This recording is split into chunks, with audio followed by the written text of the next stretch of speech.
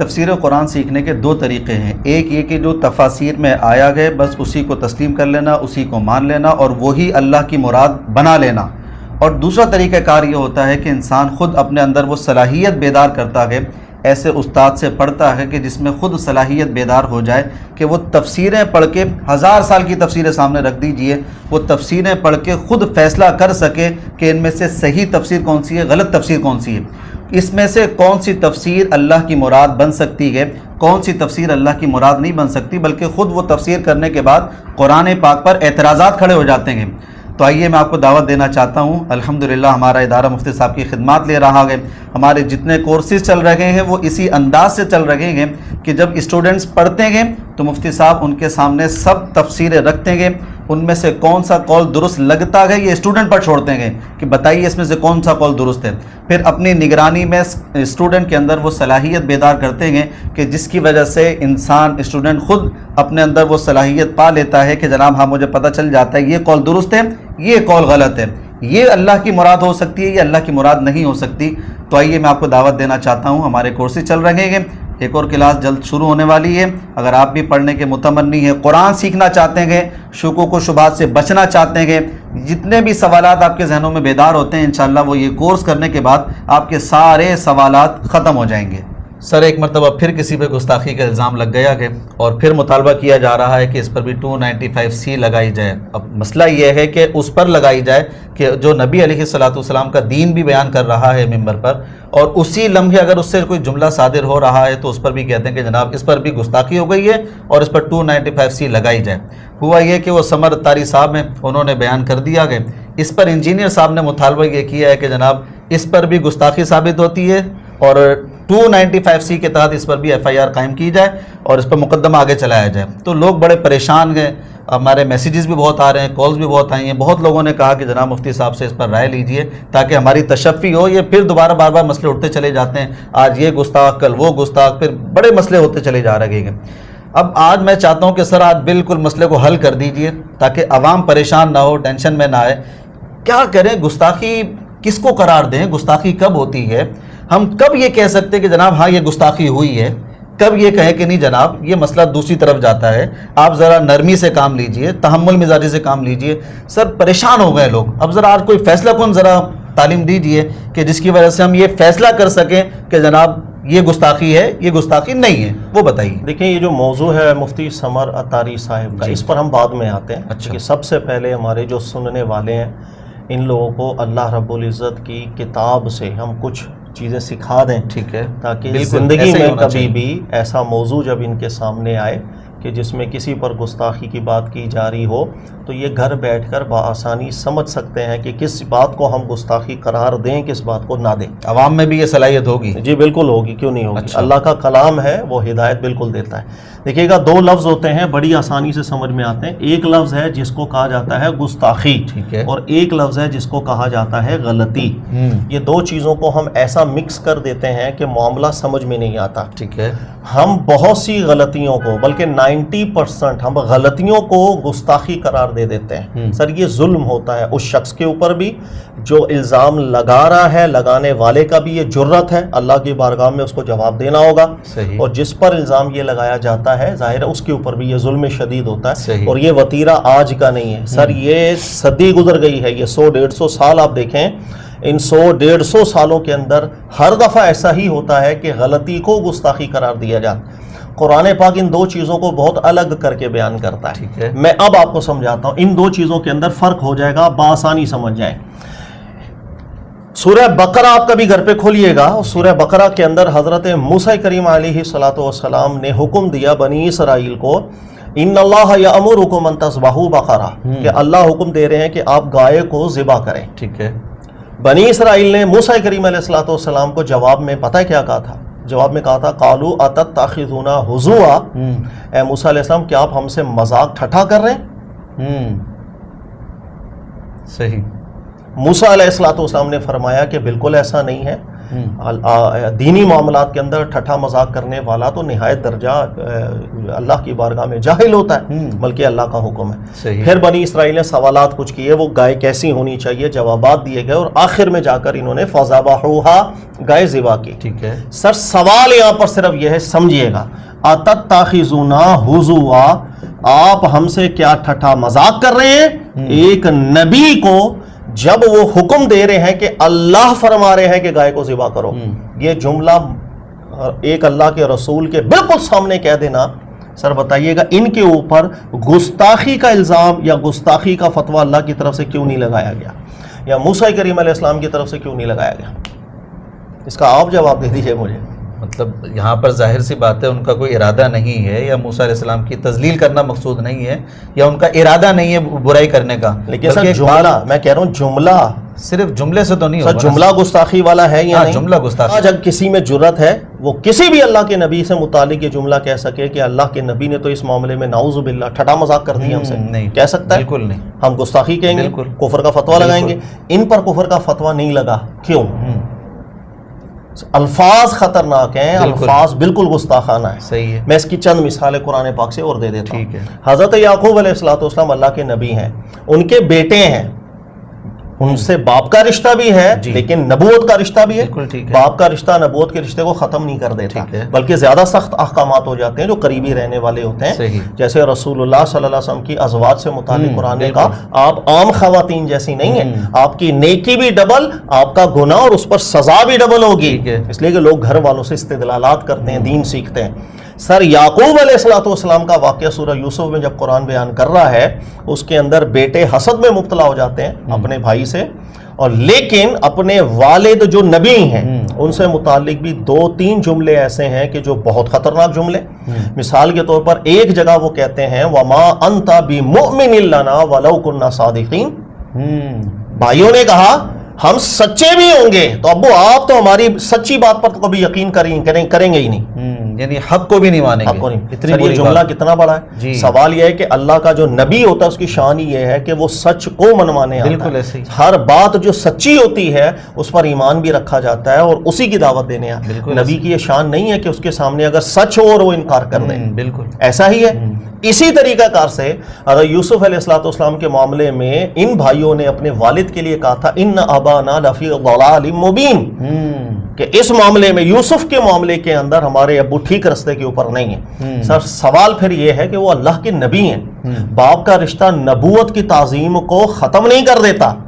ان تینوں صورتوں میں جو میں نے مثال آپ کو دی ہے، سر ایک جگہ بھی کیا قرآن پاک نے کسی کو بھی کافر یا کفر کا فتویٰ قرآن نے لگایا یا نہیں لگایا؟ نہیں لگایا۔ کیا حضرت یعقوب علیہ السلام کے بیٹوں پر گستاخی یا فتویٰ یا کفر یا ان کو ایمان کی دوبارہ تلقین کی گئی؟ بالکل نہیں۔ ان کو کی گئی؟ بالکل نہیں۔ تو سر اگر میں نے 3 مثالیں قرآن پاک سے آپ کو دی ہے تو آپ سمجھ جائیے ہم لوگ بہت غلطیاں کر جاتے ہیں۔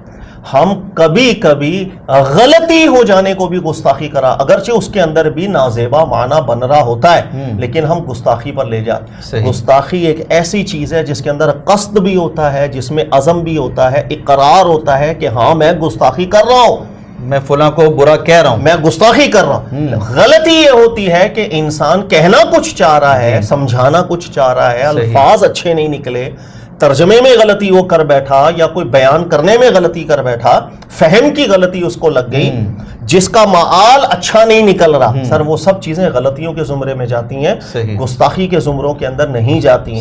ورنہ ان مثالوں پر کفر کا فتویٰ کیوں نہیں دیا گیا، اس کا جواب آپ مجھے دے دیں۔ سر یہ بڑی بہترین مثالیں آپ نے بیان کی ہیں، 3 جو مثالیں بیان کی گئے، میرے خیال سے اس سے واضح بات اور کیا ہو سکتی ہے؟ بہترین اصول بھی بہترین ہے سر۔ بالکل ہمیں قرآن پاک سے رہنمائی لینی چاہیے۔ ہمارے یہاں بھی دیکھا جائے نا عام طور پر غلطیاں ہو گئی، بھائی مفتی طارق مسعود صاحب ایک دفعہ بیان کر رہے ہیں، انہوں نے سمجھانا کچھ چاہا، الفاظ ایسا، وہ غلطی تھی، گستاخی نہیں تھی، وہ نبی کی گستاخی نہیں کر رہا تھا، ان سے غلطی ہوئی۔ اسی طریقہ کار سے ہمارے یہاں مبلغین جس طرح ماضی میں جنید جمشید صاحب وہ سمجھا رہے ہیں کسی کو، سر وہ سمجھا ٹھیک نہیں پائے، الفاظ اچھے، وہ غلطی تھی، گستاخی نہیں تھی۔ اسی طریقہ کار سے بہت سے مبلغین ایسے ہوتے ہیں وہ سمجھانا کچھ چاہتے ہیں، کبھی ٹرانسلیشن کی غلطی لگ گئی، کبھی فہم کا، سر وہ سب غلطی ہیں، اس میں گستاخیاں نہیں ہیں۔ 2 چیزوں میں فرق۔ سر اگر تو غلطی کو بھی گستاخی قرار دے دیا جائے تو سر 1400 سال سے حدیث ہو یا تفاسیر ہو ہمارے سامنے آپ رکھیں، ہم ادباً آپ کے سامنے عرض کر دیتے ہیں کہ ہر دوسری تفسیر کے اندر گستاخیاں آپ کو ملیں گی. میں اس کی اگر آپ کے چند مثالیں بھی دے سکتا ہوں اگر ہو جائے تو بہترین ہو جائے گا، تاکہ یہ تصور لوگوں کو سمجھ میں آئے کہ ہم ہر غلطی کو گستاخی کہہ دیتے ہیں، ہم اپنے اوپر بھی ظلم کرتے ہیں. ایک مسلمان بھائی کا ایک حق ہے، وہ اس پر بھی ظلم کر کے اس حق کو چھین لیتے ہیں. میں اس کی چند مثالیں آپ کو دیتا ہوں تفاسیر کی کتب سے. دیکھیے گا، جب کبھی قرآن پاک کی تفسیر غلط ہو جائے، میرا آپ سے سوال یہ ہے کہ کیا وہ غلط تفسیر بے ادبی نہیں بن رہی ہوتی؟ سر بالکل بن رہی ہوتی ہے. ہماری بہت بڑی بڑی اور معتبر تفاسیر کے اندر میں چند نمونے آپ کو بیان کرتا ہوں. نمبر 1، حضرت آدم علیہ السلام کے حوالے سے ذکر کیا گیا کہ آپ کے ہاں اولاد پیدا ہونے لگی تو عبد الحارث جو پیدا ہوتا وہ مر جاتا. شیطان نے کہا اس کا نام عبد الحارث رکھا وہ زندہ رہا. تو قرآن پاک نے ذکر کیا فلما تغشاها حملت حملا خفیفا فمرت به. یہ پوری آیت ہے. سر اس پوری آیت کو آدم علیہ السلام کے حوالے سے کیا تفاسیر میں بیان نہیں کیا گیا؟ جی کچھ کیا آیا ہے، بہت زیادہ تفسیروں میں بیان نہیں کیا گیا؟ یعنی براہ راست اللہ کے نبی سے متعلق بھی ایک شرک کی نسبتیں نہیں کی گئی. سر اگر یہ گستاخی نہیں تو کون سی گستاخی؟ ان تمام مفسرین کو کیوں نہیں کہا گیا کہ یہ سب گستاخ ہے؟ براہ راست اللہ کے نبی پر اتنا بڑا الزام لگا دیا. نو سر، ہم کہتے ہیں غلطی لگ گئی، اس لیے کہ اسی آیت کا ابتدا میں آدم علیہ السلام کا ذکر تھا. غلطی لگ جاتی ہے، فہم کی غلطی کسی سے بھی لگ سکتی ہے، لہٰذا ان کو غلطیوں پر اغلاط پر محمول ضرور کیا گیا، کفر و شرک کے اوپر معمول نہیں کیا گیا، گستاخی پر نہیں. اس کی میں دوسری مثال آپ کو دے سکتا ہوں. مثال کے طور پر کیا ہماری بہت معتبر تفاسیر میں یہ نہیں لکھا گیا کہ حضرت سلیمان علیہ السلام ایک دفعہ گھوڑوں میں اتنے مشغول تھے، نماز نکل گئی. اب نماز نکلی تو گھوڑوں کی آگے ٹانگیں ہی کاٹ دی انہوں نے. اللہ سے محبت دیکھو. بالکل سر، یہ اللہ سے محبت بیان ہو رہی ہے یا ایک نبی کی توہین بیان کی جا رہی ہے؟ جس مفسر نے یہ واقعہ لکھا ہے اسی مفسر کا نام لے کر آپ ایک واقعہ سنا دیں کہ یار یہ جو مفسر ہے اتنا اللہ والا ہے. میں اس کا واقعہ آپ کو سناتا ہوں. ایک دفعہ حضرت کی نماز عصر نکل گئی، ساری اتنا پریشان ہو گئے، پاس پڑی بلی کو پکڑ کے دم سے دیواروں پہ اتنا مارا، پٹک کے مارا، جان نکل گئی اس بلی کی. اللہ، اس کی نماز نکل گئی. سر لوگ کہیں گے کیا بے وقوف، یہ تو شان بیان کر رہا ہے. ایک تو نماز نکلی، توبہ کر اللہ کی بارگاہ میں، اوپر سے بے زبان آپ اس کو اذیت دے رہے ہو اس طرح کی. یہ ہم واقعہ بیان کر رہے ہوتے ہیں کہ حضرت سلیمان علیہ السلام کی نماز نکل گئی، غصے میں آ کے گھوڑوں کی ٹانگیں کاٹنی، کسی کا بازو کاٹ دیا، ایسی کی تیسی. سر اگر آپ اس کا مال دیکھیں، آپ ایک اللہ کے نبی سے متعلق کیا بیان کر رہے ہیں، غور کر رہے ہیں. لیکن سر ہم ان کو غلطیوں پر محمول کریں گے، گستاخیوں پر نہیں، اس لیے کہ فہم کی غلطی لگ رہی ہے. احببت حب الخیر ان ذکری ربی، ان کلمہ اعراض کے لیے بھی آتا ہے اور ان کلمہ سبب بیان کرنے کے لیے بھی آتا ہے. یہاں بطور سبب ہے، اس لیے کہ احببتو کا صیغہ ہمیشہ سبب کے ساتھ آتا ہے. جیسے میں بولوں مجھے آپ سے پیار ہے اللہ کے لیے، تو اب میرا اظہار محبت وہ ہمیشہ سبب بیان کرتا ہے. تو کئی لوگوں کو یہاں گرامیٹیکلی لگتا ہے کہ ان اعراض کے لیے ہم کہہ رہے ہیں فہم کی غلطی لگ گئی، جس کا مال اچھا نہیں نکل رہا. لیکن سر ان تمام مفسرین کو ان غلطیوں کی بنیاد پر جو برا نتیجہ نکلا، گستاخ تو نہیں ہم کہہ رہے ہوتے. سر غلطی اور گستاخی میں جب تک فرق سمجھ میں نہیں آتا، ہم لوگ ہر دوسرے پر وہ تقریر کرتے ہوئے ایک جملہ نکلا یہ گستاخ ہو چکا، ہم ظلم کر رہے ہیں. میں اس کی ایک مثال اور دے دیتا ہوں، میرے خیال زیادہ لمبا ہو جائے گا.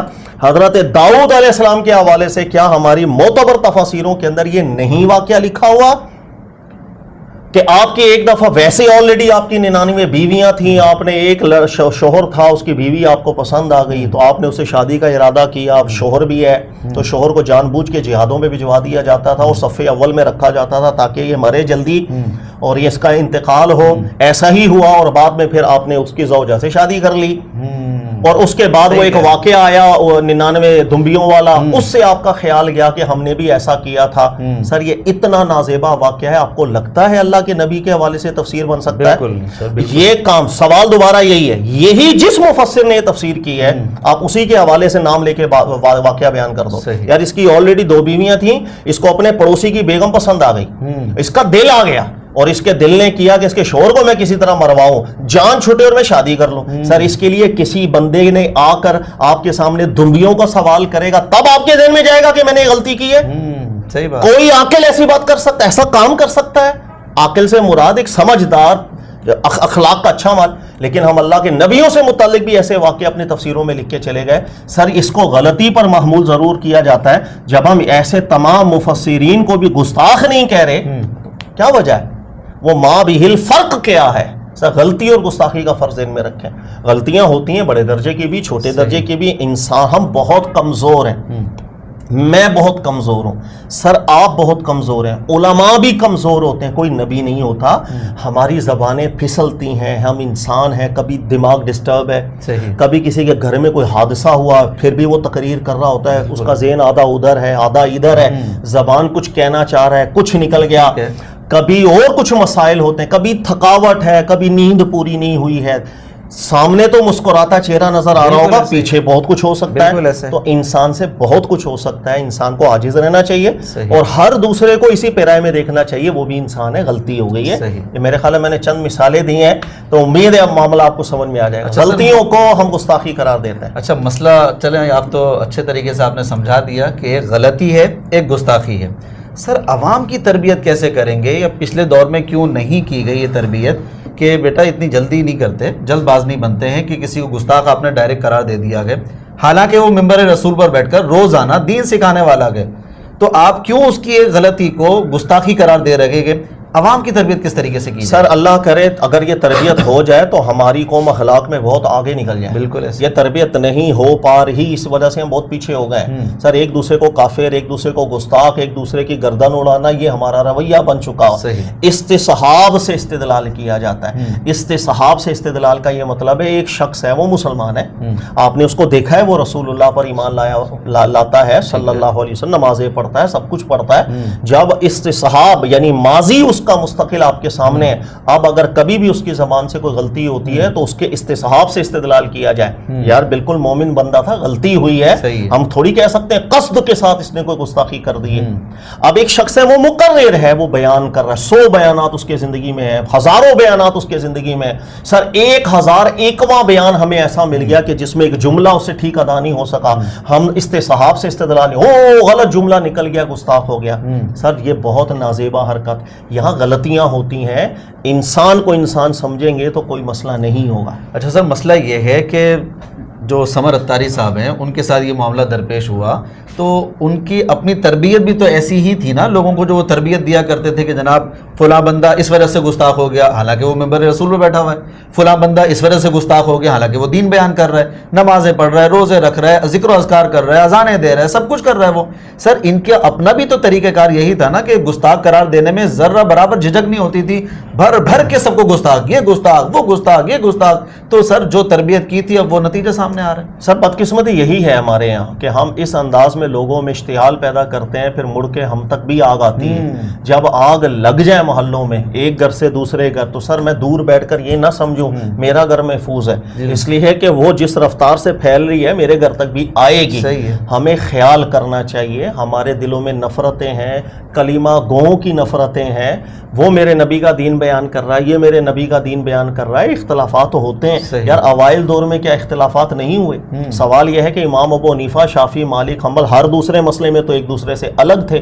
سر آپ فقہ کی جب کتابیں پڑھتے ہیں تو ہر مسئلے میں تو آتا ہے امام شافعی کا یہ موقف, امام ابو حنیفہ کا یہ موقف, امام مالک کا یہ موقف, امام محمد کا یہ موقف, امام یوسف کا یہ موقف. سر ہر دوسرے مسئلے میں اختلافات, لیکن پھر بھی ہم رحمت اللہ تعالیٰ علیہ ساتھ لگا رہے ہیں. لیکن آپ نے پچھلے پروگرام میں بتایا بھی تھا کہ فقہی اختلاف, فروعی اختلاف تو الگ ہے, عقائد میں بھی اختلاف رہے کئی جگہ, بہت جگہوں پر عقائد میں اختلافات رہے ہیں, بہت جگہوں پہ کوئی جب اشعری, ماتریدی ابحاث شروع ہو گئی ہیں تو عقائد کے بہت سے اختلافات, نظریات سامنے آنا شروع ہو گئے تھے. لیکن سر بات یہ ہے کہ غلطی کو غلطی کہنا, لیکن غلطی کو ڈائریکٹلی گستاخی کہنا, دو چیزوں میں فرق ہے. جو میری کوشش رہی ہے کہ میں اچھے انداز میں سمجھا پاؤں. یہ غلطیاں ہوتی ہیں جو ہمارے یہاں ہو جاتی ہیں, ہم اس کو پکڑ لیں کسی کے ساتھ بھی, ہر ایک کے ساتھ. سر وہ غلطی آپ پیچھے دیکھ لیں گے, اس کے استصحاب سے استدلال کریں, آپ کو جسٹ وہی غلطی نظر آئے گی, اس غلطی پر صرف متنبہ کیا جاتا ہے, وہ سامنے والا رجوع کرے بس. اور اخلاق اس کے اندر بڑا بہت معنی رکھتا ہے, اس لیے کہ میں غلطی کی بنیاد پر جب اتنی بڑی بات بول دوں گا کہ میں سامنے والا گستاخ ہو گیا, سر میری زبان اس کے سامنے ویلیو کھو بیٹھتی, وہ اس لیے رجوع بھی نہیں کر پائے گا. کیسے کرے گا؟ کیونکہ اس کو خود بھی معلوم ہے میں نے گستاخی نہیں کی, مجھ سے غلطی لگی. بالکل ایسا ہی ہے, تو وہ آپ کی بات کو ویلیو کیوں دے گا؟ سر اپنی زبان, تب مبلغ جو ہوتا ہے نا اس کو تو اپنی زبان کی اہمیت کھونی نہیں چاہیے. اس کی تو زبان ہی ایسی ہو کہ یار میں اگر کوشش کروں گا نا کسی کو سمجھاؤں گا, مجھے امید ہے وہ نہ بھی مانے, ارے راتوں کو سوئے گا تو میری بات دلوں میں کھٹکے گی, دماغ کو کھٹکائے گی, آج نہیں تو کل مان جائے گا. لیکن سر اس انداز کو اپنانے سے اور یہ طریقہ کار اپنانے سے کہ آپ فوراً گستاخ قرار نہ دیں سامنے والے کو, کیا ایسا نہیں ہو رہا کہ جناب ہم کوئی دروازہ کھول رہے ہیں؟ ہو سکتا ہے وہ منافقت کر رہا ہو سکتا ہے وہ واقعی گستاخی رسول کرنا چاہ رہا ہو, ہم اس کو اسپیس دیتے رہیں, دروازہ کھولتے رہیں اس کے لیے کہ نہیں بیٹا گستاخی نہیں ہوتی, غلطی ہو گئی ہوگی ان سے, وہ پھر بار بار گستاخی کرتا رہے گا, یہ دروازہ نہیں کھل جائے گا اس طریقے؟ دیکھیں میں نے کہا استصحاب سے استدلال ہوتا ہے. استصحاب کہتے ہیں ماضی آپ کی گواہی دے دیتی ہے. ایک شخص ہے وہ ایک دفعہ اس نے غلطی کی, ٹھیک ہے, آپ نے متنبہ کیا, دوسری دفعہ پھر ویسی غلطی کر رہا ہے, تیسری دفعہ پھر ویسی غلطی کر رہا ہے, چوتھی دفعہ پھر آپ کو اس کے استصحاب سے پتہ چل جائے گا یہ قابل نہیں ہے, آپ اس کی پھر اہلیت کے اوپر سوال اٹھا سکتے ہیں. لیکن ایک شخص ہے وہ 100 باتیں کر رہا ہے, 101ویں بات میں غلطی آ رہی ہے, تو سر اس کا مطلب ہے اتنا ریشو تو ہر ایک کے ساتھ ہوگا. امام بخاری جیسا اعلیٰ محدث, اعلیٰ عالم حدیث کی راہ میں سر کتاب لکھتا ہے بڑی اعلیٰ, لیکن پھر بھی 100-150 روایات کے اندر مسئلے رہ گئے. بھائی اتنا ریشو تو آپ کو دینا ہی پڑتا ہے کہ انسان ہے. دنیا میں کوئی بڑا عالم ہے, اس کو تفسیر لکھی ہے سر لیکن ادباً عرض کر دیں گے کہ سر کتنے مقامات کے اوپر غلطی ہے, تو کیا بھائی انسان ہے, نبی کوئی نہیں ہے. تو استصحاب, اس لیے امام ابو حنیفہ رحمۃ اللہ تعالیٰ علیہ سے بھی یہ جملہ منقول ہے اور مجھے بہت اچھا لگتا ہے. ان سے پوچھا گیا کہ علم کا اعلیٰ مقام کیا ہے, مجتہد جسے کہتے ہیں, انہوں نے فرمایا جس کی درستگی زیادہ ہو غلطیاں کم ہو. یہ اتنا اچھا مجھے لگتا ہے. انہوں نے یہ نہیں کہا کہ جس کی غلطی ہی کوئی نہ ہو, اس لیے کہ ایسا ہو ہی نہیں سکتا, لیکن درستگیاں زیادہ ہوں غلطیاں کم ہوں. ایسا نہ ہو کہ غلطیاں زیادہ کرتا ہے درستگی بہت کم ہے تو پورا دین ہی بدل جائے گا, لیکن بالکل غلطیوں سے پاک بھی کسی کو قرار نہیں دیا جا سکتا. یہ اتنی پیاری چیز ہے, 90 تلے الفاظ میں سمندر سمو کے گئے ہیں علماء, تو ان کی باتوں کو ویلیو دینی چاہیے. اب بہت عاجز ہے انسان, بہت کمزور ہے انسان, ہر ایک کو سمجھنا چاہیے ہم بہت کمزور ہیں, بہت غلطیاں کرتے ہیں, ہم سے بھی بہت غلطیاں نہ ماضی میں بھی ہوئی ہوں گی, ابھی بھی ہو سکتی ہیں, کہیں زبان پھسل سکتی ہے. سر مارجن دینا چاہیے ہر ایک کو, غلطی پر متنبہ کر دیں. یہ جو کھیل ہمارے یہاں پاکستان میں اب شروع ہے نا کہ کسی کی غلطی کی بنیاد پر گستاخی, سر مسلمانوں کی عزت خراب ہو گئی. رسول اللہ صلی اللہ علیہ وسلم, خدا کی قسم رسول پاک صلی اللہ علیہ وسلم کی مبارک ذات کو سر ہم قدر لوگوں کے دلوں میں کھو دیں گے, اس لیے کہ آج ایک مذاق بن جائے گا, کل کو اور یار یہ تو روز کا ہی چکر ہے گستاخی. وہ سر اللہ کے نبی کی قدر نہ لوگوں میں کم کریں, بالکل کم نہ, اس لفظ کو مذاق نہ بنائے ہر دوسرے کے اوپر جا کر, یہ بھی گستاخ وہ بھی گستاخ. سر جب ممبر پہ بیٹھنے والے سب گستاخ ہو گئے ہیں تو نیچے والوں کو دین کس نے سکھانا ہے؟ ٹھیک ہے, تو کون سکھانے والا ہو جائے گا؟ سر کوئی بھی نہیں بچے گا. ہمیں بہت احتیاط کرنی چاہیے. تبلیغ وہ معاشرے کو بدل دیتی ہے سر, تبلیغ معاشرے کو تباہ بھی کر دیتی ہے, تبلیغ فساد بھی ہوتی ہے, تبلیغ اصلاح بھی ہوتی ہے. تبلیغ غلط کریں گے تو بہت یہ ہمارے یہاں جو معاشرے میں ہم دیکھ رہے ہیں مسئلہ, سر ہماری تبلیغ ہے, ہماری سب کچھ قصور ہمارا. میری باتوں کے اوپر میرے سننے والے, میرے چاہنے والے اس پر عمل کریں گے. اگر ان کا رویہ ٹھیک نہیں ہے تو اس کا مطلب میری تبلیغ ٹھیک نہیں. صحیح, ٹھیک ہے سر, بہت اچھا سمجھایا آپ نے احسن طریقے سے. یہ دو جو آپ نے بات سمجھائی ہے نا کہ غلطی کیا ہے, گستاخی کیا ہے, یہ بڑا بہترین طریقہ کار ہے اور نارملی ہم اس پر عمل کر کے آسانی فراہم کر سکتے ہیں. اچھا, اب میں اس طرف آ جاتا ہوں موضوع کی طرف کہ سمر اتاری صاحب سے یہ جو جملے ادا ہوئے ہیں, مثال دیتے ہوئے انہوں نے حدیث پاک بیان کرتے ہوئے کہہ دیا کہ نبی علیہ السلام نے ارشاد فرمایا کہ منافق کی مثال ایسی ہے کہ جیسے وہ ہر ریوڑ کے ہر بکری کو خوش رکھتا ہے. تو یہ مثال انہوں نے بیان کی ہے. ان کے یہ جملے کیا درست لگتے ہیں, صحیح ہے بات یہ والی؟ صاحب وہ ترجمہ ٹھیک نہیں کر پائے, بس یہ غلطی ہوئی ہے ان سے, باقی وہ معذرت کر لیتے ہیں. بہت ہے, اتنا ہے, یہ غلطی ہے. اور بہت دفعہ ایسا ہوتا ہے کہ احادیث پڑھتے ہوئے چونکہ عربی ہماری مادری زبان نہیں ہے, ہم غلطی کرے جاتے ہیں. میں نے اس کے ابھی تفاسیر سے بھی بہت سی مثالیں آپ کو دیں کہ کبھی کبھی ایک لفظ میں اشتراک ہوتا ہے, کبھی حرف جارہ جو ہوتے ہیں اس کی تعدی بہت سے معنوں میں تبدیلی پیدا کرتی, نہیں توجہ جاتی. یہاں ٹرانسلیشن کی ان سے غلطی ہوئی ہے. ان کا کوئی نیت ایسی ہو بھی نہیں سکتی کہ وہ اللہ کے رسول پاک علیہ السلام کی بارگاہ میں بلکہ کوئی کلمہ کو جو ایمان لا, وہ کہاں سے گستاخی کرے گا رسول پاک صلی اللہ علیہ وسلم؟ صرف غلطیاں ہوتی ہیں, کلمہ گو سے غلطی ہو سکتی ہے سر, گستاخیاں نہیں ہوتی ہیں. صرف توجہ دلائیں کہ بھائی یہ حدیث میں ایسا ترجمہ نہیں ہے. تھوڑا سا اتنا فہم بھی کہ جناب کہ اگر اللہ کے رسول صلی اللہ علیہ وسلم کی ذات مبارکہ آ گئے, وہ اگر مثال دینے پر آئیں گے تو وہ کیسی مثال دیں گے؟ مطلب اتنی نیچی گری ہوئی مثال ایسی مثال کے جو ذہن میں سن کر عجیب ہی حرکتیں پیدا ہو رہی ہوں تو مطلب خود تھوڑا سا گلٹی فیل نہیں ہوتا بیان کرنے والے کو کہ یار اتنی گری ہوئی بات تو اللہ کے نبی نہیں کر سکتے, میں پہلے چیک کر لوں, 10 کو سنا دوں, 10 سے پوچھ لوں, ذرا رائے لے لوں کہ جناب میں صحیح ہوں کہ غلط ہوں. اس کو نہیں کرنا چاہیے؟ بالکل کرنا چاہیے, یہی تو غلطی ہوئی ہے جو میں ذکر کر رہا ہوں. اچھا, یہی غلطی ہوئی ہے کہ اگر کسی حدیث کی ٹرانسلیشن میں ان کو ایسا لگا لیکن مواد بھی بتا دیتا ہے کہ یار یہ ٹرانسلیشن کچھ نازیبا لگ رہا ہے. دیکھیے گا رسول پاک صلی اللہ علیہ وسلم آنکھیں بند کر کے ہر وہ روایت جس کے اندر اخلاق سے گری بات یا عمل آ رہا, سمجھ آئے گا میرے نبی کی وہ بات نہیں ہو سکتی. یاد رکھ لیجئے گا, جس کی گارنٹی اخلاق کی قرآن دے کے گیا ہو, نازیبا جملے باتیں سب چیزیں وہ اپنے متن کے اندر سوالیہ نشان پیدا ہو جاتے. میں اس کی مثال آپ کو دیتا ہوں. بڑی ایک مشہور روایت تھی اور راوی سے غلطی ہوئی. وہ ہوئی کہ ایک دفعہ اللہ کے نبی تشریف فرماتے, خاتون کا گزر ہوا, آپ کی نظر چلی گئی, پھر آپ اپنے گھر چلے گئے, اپنی زوجہ سے قضائے حاجت کر کے آئے, پھر لوگوں کو بتایا جب کبھی نظر چلی جائے تو پھر ایسا تم بھی کر لیا. یہ روایت آئی, لیکن سر یہ روایت آپ دیکھیں گے کہ اس کا متن بالکل ٹھیک نہیں. یہ راوی کی اپنی بات تھی جو بعد میں جا کر لوگوں نے نبی پاک علیہ السلام کی طرف منسوخ کر دی. یعنی وہ جو راوی ایک جگہ بیٹھا تھا, اس کی نظر کسی خاتون پر گئی تھی, وہ اپنے گھر گیا تھا, آیا تھا, اور اس نے آ کر اگلی بات نبی پاک علیہ السلام کی تھی کہ رسول پاک علیہ السلام کی تعلیم یہ ہے کہ اگر کبھی باہر شہوت کے لیے آپ کا ایک طلب پیدا ہو تو حلال طریقے سے. لیکن سننے والوں نے اس پورے عمل کو نبی علیہ السلام کی طرف کر کے منسوخ کر دیا. تو کہنے کا مقصد کہ آنکھیں بند کر کے جہاں, تو یہی وہ غلطی ہوئی ہے کہ جب کبھی کسی حدیث پر میرے نبی علیہ السلام کی سیرت طیبہ کے حوالے سے کوئی بات ایسی ہے جس کے ٹرانسلیشن کے اندر حیا سے گری بات آ رہی ہو, اخلاق سے گری بات آ رہی ہو, تو ہمیں چیک کر لینا چاہیے. انفرادی حیثیت کا مطالعہ بھی کبھی کبھی انسان کو ٹھوکر لگ جاتی ہے, غلطی کر بیٹھتا ہے. یہی ان سے غلطی ہوئی ہے, بس اس سے زیادہ اور کچھ نہیں ہوا. ٹھیک ہے سر, بہت اچھے طریقے سے سمجھا دیا, بہت اچھے طریقے سے سمجھ میں بھی آ گئی بات, اور مجھے اللہ کی رحمت سے امید ہے کہ ناظرین آپ کو بھی بہت اچھے طریقے سے سمجھ میں آئی ہوگی. تھوڑا سا اپنا ذہن چینج کرنے کی ضرورت ہے ہمیں, فوراً اس طریقے سے الزامات نہیں لگاتے. اچھا سر, میں بالکل اینڈ کرنے کی طرف ہوں, لیکن ایک بات ذہن میں آ رہی ہے, میں کہہ رہا ہوں کہ کہہ دوں سب کے سامنے آپ کے لیے. سوال ہو, الزام لگے, چاہے کسی پر کفر کا الزام لگے, گستاخی کا الزام لگے, کوئی بھی مسئلہ ہوتا ہے آپ کے سامنے میں مسئلہ لے کر آتا ہوں, چاہے وہ مسئلہ بریلوی سے متعلق ہو, چاہے وہ دیوبندیوں سے متعلق ہو, چاہے وہ اہل حدیث سے متعلق ہو, حتیٰ کہ اہل تشیع سے متعلق بھی بات ہوگی, تو آپ ہر ایک کا دفاع ہی کرتے ہیں. مطلب جو بھی مسئلہ آ جائے تو آپ اس کا دفاع ہی کرتے ہیں. مطلب اوپر سے الزامات اور لگا دینا, غصہ دکھا دینا یا انوالو ہو جانا اس معاملے میں, یہ نظر نہیں آتا. سر یہ تربیت کیسے ملے گی؟ سر ہم اپنے اختلافات سے بڑھ کر اس کلمے کو اگر سمجھ جائیں جو اس نے پڑھا ہے, لا الہ الا اللہ محمد رسول اللہ.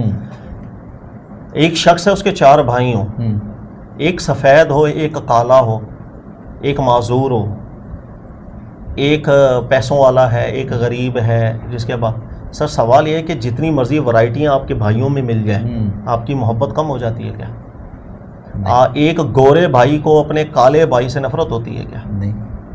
ایک طاقتور بھائی کو, فائنینشلی اسٹرانگ بھائی کو کمزور سے کیا نفرت ہوتی ہے؟ یا بلکہ اس کا ہاتھ بازو بننے کی ہونا چاہیے. بالکل عام طور پہ ایسا ہی ہوتا ہے.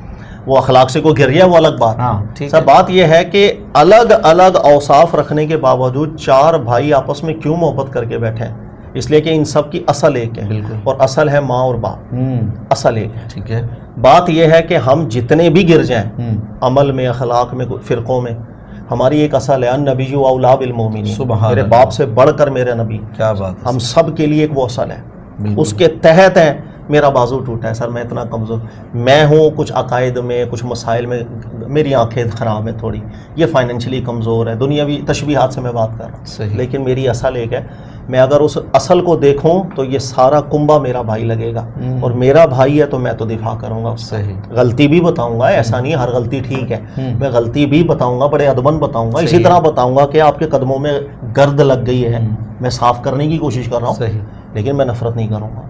وہ اصل دیکھیں گے تو انشاءاللہ نرمی پیدا ہوگی. ٹھیک ہے سر, بہت شکریہ. میں چاہتا ہوں قلبی طور پر یقین جانیے کہ جس طریقے سے آپ تربیت کرتے ہیں اسٹوڈنٹس میں بھی, اس طریقے سے عوامی بیان جب آپ کا ہوتا ہے جیسے یہ پروگرام گئے, اس میں بھی جو آپ تربیت کرتے ہیں عوام کی, ہر عالم کی اگر ایسی تربیت کا نتیجہ نکل جائے نا سر, تو میرے خیال سے یہ اختلافات, یہ معاملات ہمارے بگڑنے کے بجائے سدھرنے کی طرف آ جائیں گے. اور یہ جو فوراً الزامات ہم لگا دیتے ہیں ایک دوسرے پر سر, اس سے شاید ہم لوگ بچنا شروع کر دیں. ٹھیک ہے سر, بہت شکریہ. اللہ آپ کو حقیقتاً بہت جزائے خیر عطا فرمائے، بہترین مسئلہ حل کر دیا ہے. جن ناظرین آپ نے سماعت فرما لیا کہ بہترین بیان ہے، بہترین انداز ہے مفتی صاحب کا الحمدللہ. اور آخر میں آپ سے پھر عرض کرنا چاہتا ہوں، ہماری کلاس پھر شروع ہونے جا رہی ہے. اگر آپ بھی مفتی صاحب سے پڑھنے کے متمنی ہیں ضرور ایڈمیشن لیجیے.